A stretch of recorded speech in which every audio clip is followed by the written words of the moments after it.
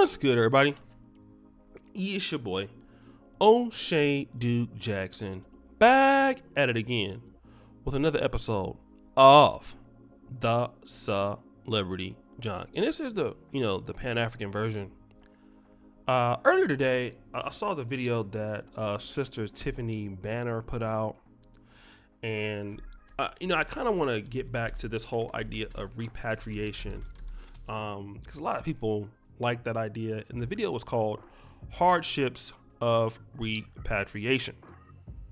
And she goes into more detail this time about, how she felt like some of the Africans made her feel like she wasn't from Africa.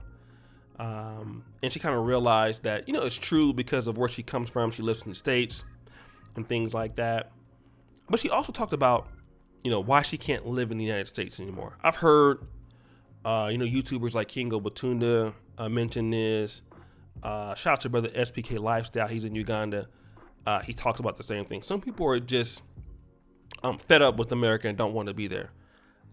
Me personally, I see their point. I could go back and live in America. That is where I'm from. And I probably will spend the majority of the rest of my life, at least 50% of my life in the States. But the reality is I understand what they're saying, right? But for people who are young, under 40, and you want to take this journey, the question is, what are you giving up? And we need to talk about this. And I'm not talking about, trying to dissuade you or trying to change your mind or anything like that. But what I want to talk about today, family, is if you're moving to Africa and you're 30, or between 30 and 40, 30 to 50, those are your prime earning years of your life. Okay? This is what, we got to understand. These are your prime earning years. Okay? This is where if you went to college, and I know some people are against college or don't think it's worth it or anything like that. I understand where you come from like that. But here's a time in your life, you picked up some skills, you went into entry level or you have entry level business, you're just getting connections, you're just getting network, and then around 35, 40, you've been contributing to your 401k, your Roth IRA. If you're a small business person, even myself, I contribute to what is a SEP IRA, okay, because I'm a YouTuber. And I have, money over online. This is when you're building your nest egg. When you say, I want to, forgo that and move to Africa, start a business. What you're also saying is, if Africa does not work out, you're out of the U.S. job market. Okay? If you need to go back home, it will be very difficult for you to get back in. Things have changed. There's nothing on your resume, and you've been out of the market for skills in the States. Okay? It leaves one very vulnerable. And you don't have any continuity to, let's say, if you want to go to another job or anything like that. It just puts you in a bad position. And then if you're using something like, 401k match, and we're going to be honest, a lot of people in America, in the Western world, a lot of people repatriate to Africa after, pension millionaires, right? The biggest group of millionaires in the States, if I'm not mistaken, are 401k millionaires. What do I mean when I say that? You have a job, and I used to work at some companies. Like I used to work for a certain point at Tesla, or I'll talk about that. Tesla will offer 401k match. Companies like AT&T, Verizon, Apple. So if I made $4,000 a month and I contributed 10%, my employer may have contributed 6%, which is like $204. Doesn't seem like much, but over time, if you do that over a period of time of many years, and you have really good investor funds, your index funds, you're in, certain ETFs or stocks, that nest egg is pretty good. So by the time you're, if you start when you're 21, 22, and by the time you're 40, 42, 45, there's this whole thing going on right now online, these FIRE index funds and, FIRE which is retiring early at an early age, stuff like that, you at least have a better chance to do it, right? So that's what you're talking about. But if you come to the continent and you don't have those skills, you didn't go to college, you're a lot more vulnerable because you already have limited skills, okay? Depending on what you did. So if anything, you have to take that into consideration because you are going to get older. Now, for women, it's a lot easier, to be honest. But if you're a man and you make the decision, a woman can go to Africa if you're pretty, you can get married to a rich African guy, possibly. You can get married to that guy, take care of you. That's possible. If you're a guy, you can't show up to the continent.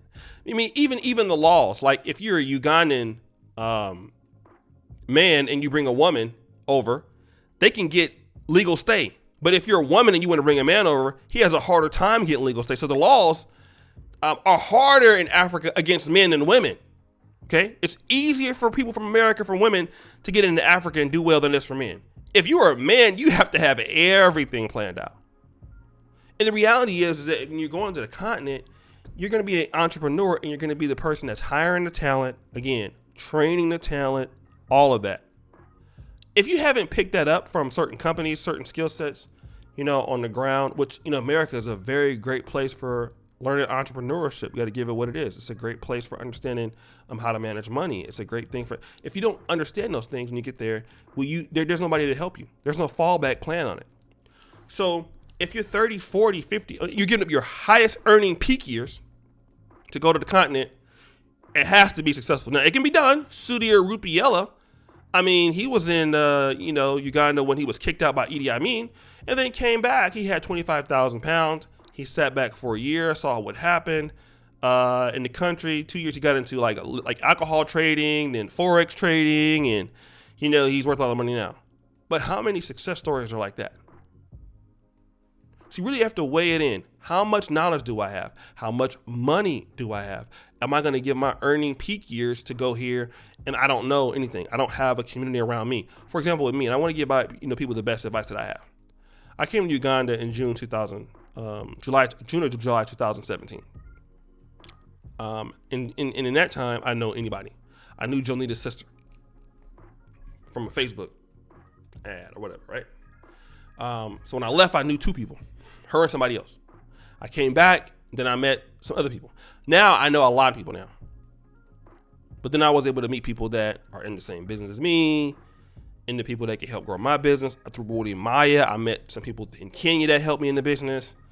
And this kind of compounded over time, right? And then the project kept on going, and it's ongoing now. So it's been a grind. It's been, 4 years in the making of what I'm doing now. And it will still take who knows how many other years to make it what it needs to be. But over the time, I have to keep acquiring skills like how to deal with people, how to train, how to understand, how to teach them what I'm thinking about, how to teach my management, how to teach everybody. And we have to sometimes get help from outside sources. We have to consult too. That's another thing too. You have to sometimes pay for consultation. Some people don't want to do that. I do. Like Christopher Mulindwa, who's helped us out with agribusiness. Sylvia, who worked for AgriPro Focus, which was a Dutch, agriculture CEO that was very popular in the East Africa region.